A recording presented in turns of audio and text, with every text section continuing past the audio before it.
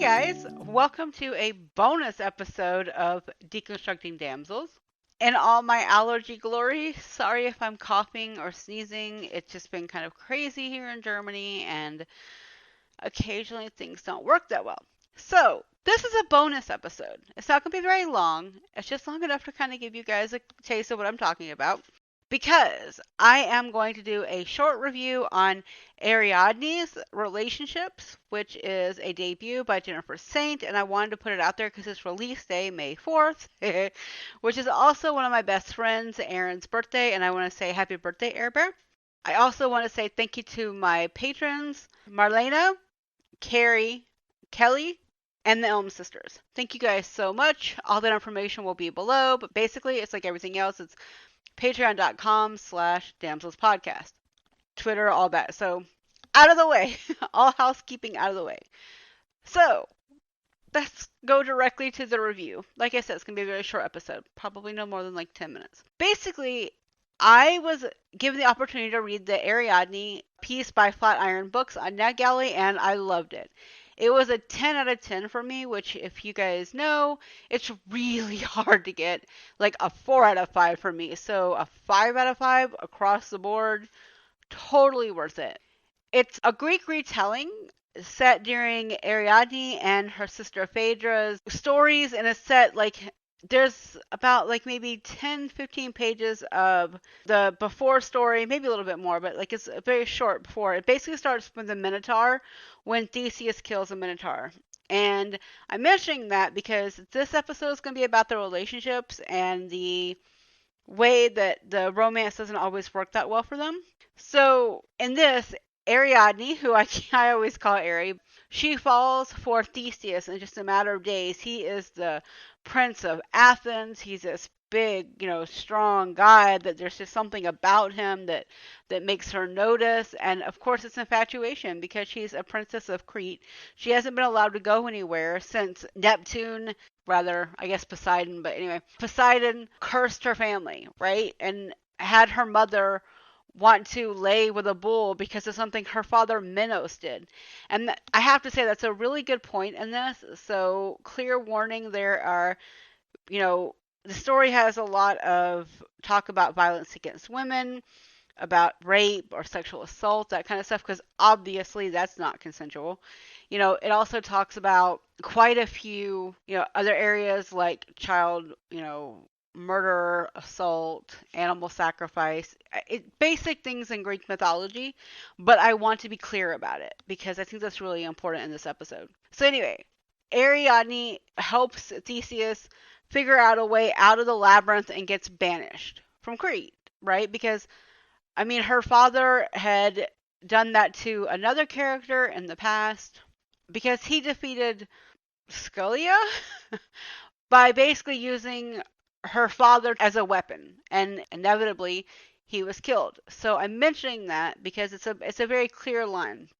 And in this world, Ariadne is left on the island of Naxos basically to die after she helped save Theseus and save his sacrifices, basically, or the sacrifices to the Minotaur, and it was not great.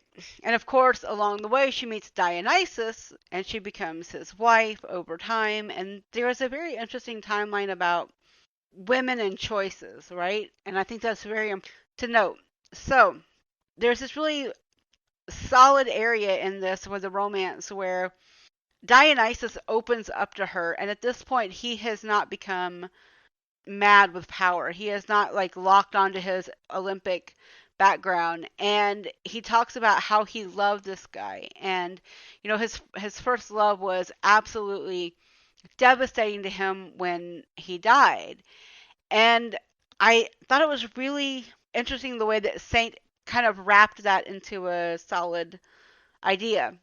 She didn't like shy away from it. She didn't rewrite history. She fully put this in here that, Dionysus loved who he loved, and she doesn't say he's bisexual or anything, which is, great because there's no labels, but she also doesn't assign things without taking them away. And I think that's really important, especially when it comes to Greek mythology, because often those that are not on the hero's journey are completely centered around the hero, right? Like, that's the whole point of books coming out like Circe by Madeline Miller, A Thousand Ships by Natalie Haynes, which is about the Trojan War, from a Trojan perspective, especially. Like, all those things matter. And, Ariadne does a really good job of keeping that in line with the idea of women being the feature, not a component. And she does this throughout the thing, the book, the book. Sorry. I'm also kind of tired. So, but the point being, she does a really good job of making you be invested in the story and not necessarily rewriting them. She repackages and recrafts them, but she doesn't change the cruxes of the stories, right? And I think that's really important because, when she's with Dionysus, it's, if you know the Greek mythology, because it's kind of hard to do spoilers on here because the Greek mythology is like 2,500 years old and you can just go on Google and see it. But I actually didn't know the story when I was reading it, so I think it's really important to point out that, like, I think it was interesting how Theseus was her first love and betrayed her and left her to die. Basically, they had sex. He was ready to go, and he hightailed it out of there and went back to Athens and was rah rah, I'm the victor. No mention whatsoever of help because Greek men back in the day, man. Anyway, so you start talking about that, and then she's kind of isolated on this little island, but she meets Dionysus, and her world starts to build, and she starts to get the future she thought she was going to have with Theseus, albeit differently.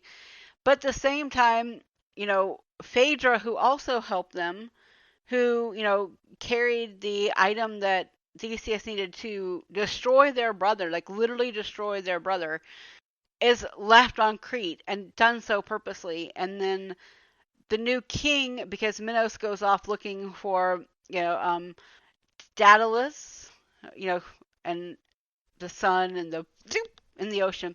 Anyway, so he goes on his mad adventure because he's pissed off. He doesn't care about his daughter, but he was made a fool, and God forbid. Anyway, we know the Greek men in these stories, and I'm saying this specifically because I think it's important to note the location in this because it's a Greek retelling. Not just men in general, but in this specific story, there was a lot of like Athens, Crete, Sparta, all those little city states and city nations are Greek in now times, and it's just easier to clarify that. Anyway, so he's off on his own trying to find Daedalus, and they're just like rah rah rah, and the new king is like her brother who came back from being sent away, and the brother's like, oh yeah, sure, I'm gonna marry you off to Theseus, and she's just like, hi, what? Because last time she checked, he was on his way, and Ariadne was with him, and it turns out that, Theseus is saying, oh no, she died.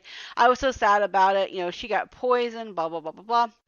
And so Phaedra eventually has to go to Athens, but she's only like 13 at the time, and she's not of age to really be a ruler, so she's learning the court and she's learning how things work, and she's using what she's learned from her father, being a Cretan princess, and bringing it over to Athens. And it's really interesting the fact she does that. And so she's there for like 5 years before she and Theseus get married. But in the meantime, she's really learning the court, and I think that's really important because you don't always see that when it comes to historical retellings. You don't always see the work that goes into integrating, but also the work in how you can make your life easier in the middle of chaos and pain and tragedy and grief. Because, I mean, she's grieving everybody at this point. She can't go home.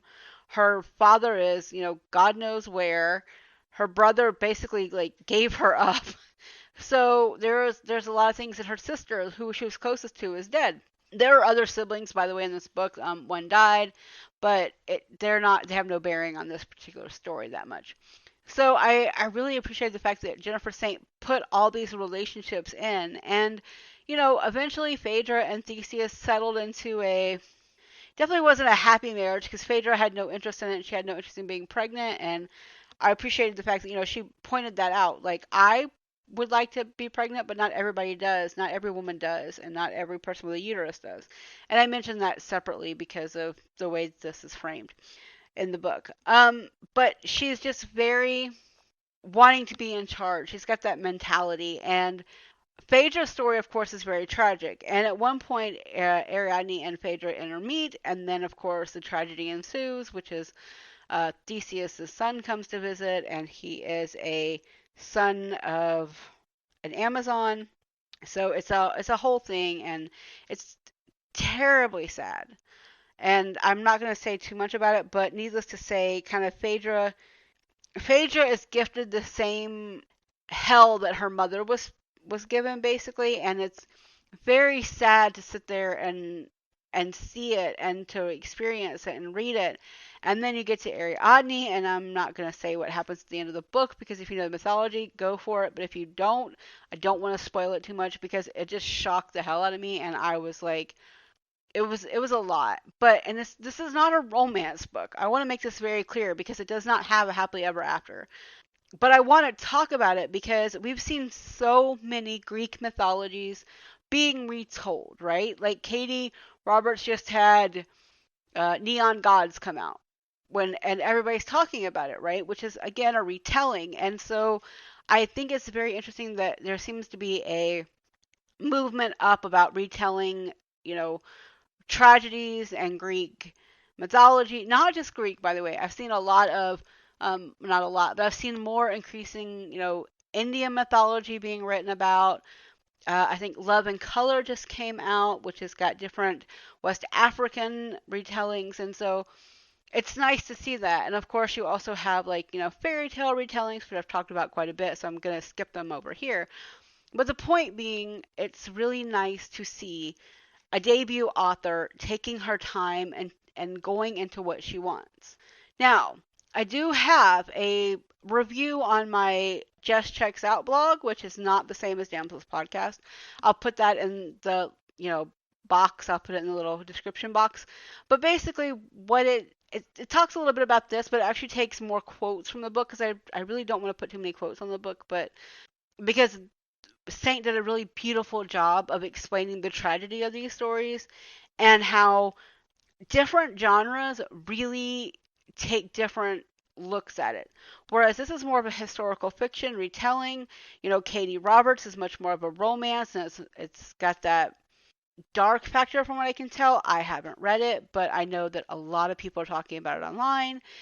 And I know she's got a lot of those kind of retellings, and I wanted to point that out because as we're kind of falling into that retelling, there's also like lore, which of course is, Persephone and Hades. That one's talked about quite a bit.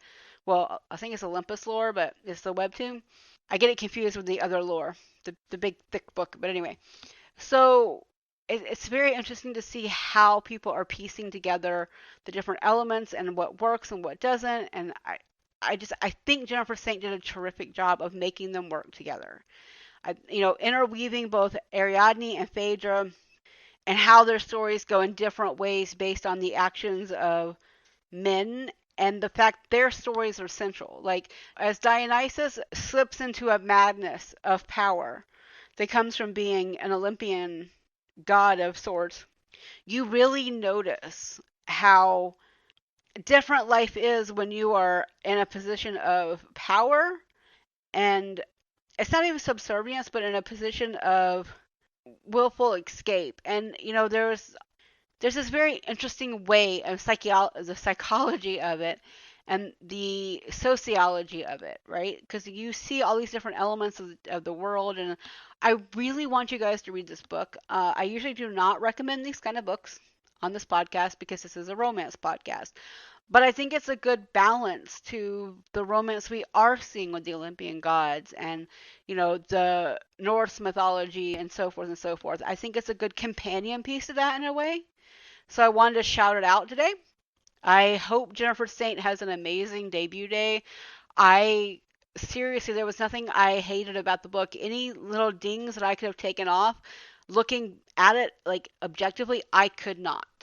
Because what I was complaining about was not a personal preference. It was like, well, I may have done this, but I also didn't know the story. So about like 3/4 of the way through, I read the story and I was like, oh, I can't ding for that because obviously I know the mythology now.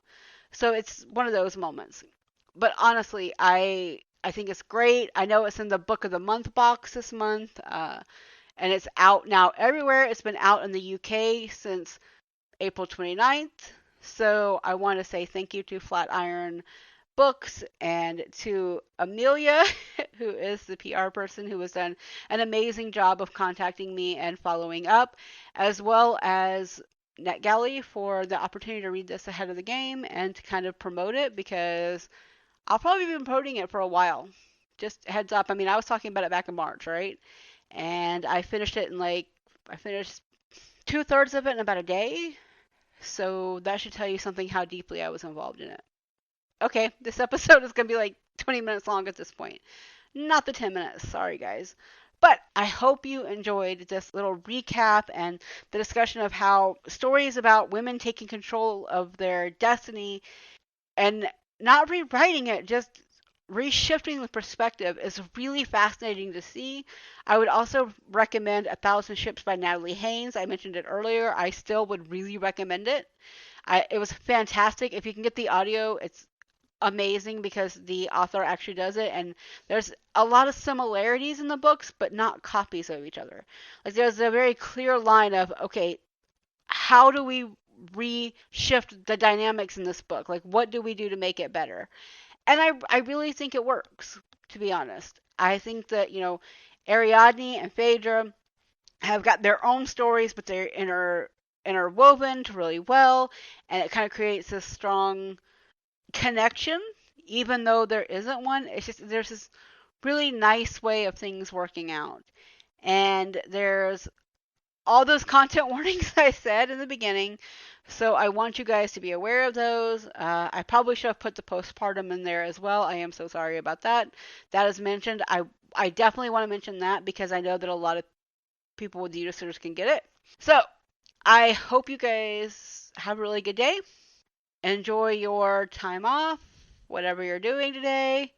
I don't know. Eat some ice cream if it's warm where you are. If it's cold and blacky like it is here in Germany, I don't know. Go, get under your covers and have a hot tea. Self-care is everything, right?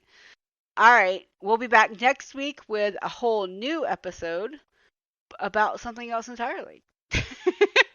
I should mention before I go that this is Nature Science Month, so I believe the next episode should be The Countess Conspiracy by Courtney Milan, and that comes from Amy from Words and Kisses Club. So hopefully you guys will enjoy that. And all my information for Just Checks Out, which is live, by the way. The first video went up on May 1st. It's just an intro, but you can actually see Penny like moving and stuff. So if you definitely want to see that, you should watch it. I'll have all that stuff linked below. But basically, it's pretty simple. I mean, it's just an Instagram and a YouTube for the most part. There's a Twitter, but I mean, it's very simply made for me. It's just a secondary way of talking about books. Which is why one of the reviews is actually on Just Checks Out because of what I talk about. Go be the heroine in your own story. Don't wait for someone to write it when they feel like it. Like, don't become a passive participant. Create your own world and your own story. Now, bye, guys.